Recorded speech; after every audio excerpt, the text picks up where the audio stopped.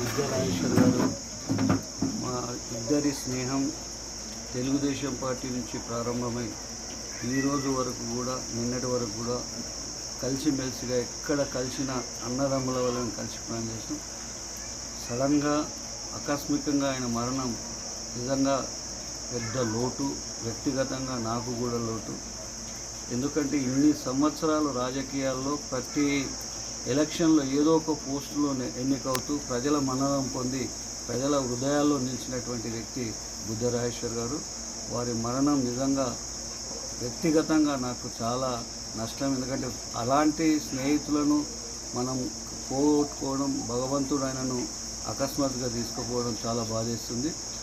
ప్రజలు కూడా ఆయన చేసిన సేవలకు ప్రతిరోజు ఎక్కడ పోయినా ప్రజా సమస్యల మీదనే పోరాడే వ్యక్తి తప్ప తన పర్సనల్గా కూడా ఏ రోజు కూడా చేసుకునే వ్యక్తి. ఇన్ని ఎన్నికలు 92, 93 చూస్తూ ఉన్నాం. ఎన్నిసార్లు సింగిల్ విండో, సర్పంచ్, ఎంపీటీసీలు, చివరికి ఎంపీపీ వాళ్ళ భార్య కూడా కావడం. రాజకీయ నాయకుడు అనేది నిరూపించుకున్నాడు, నిజాయితీ గల నాయకుడుగా నిరూపించుకున్నాడు. వారి ఆత్మకు శాంతి చేకూరాలని వాళ్ళ కుటుంబ సభ్యులకు ప్రగాఢ సానుభూతి తెలియజేస్తాం.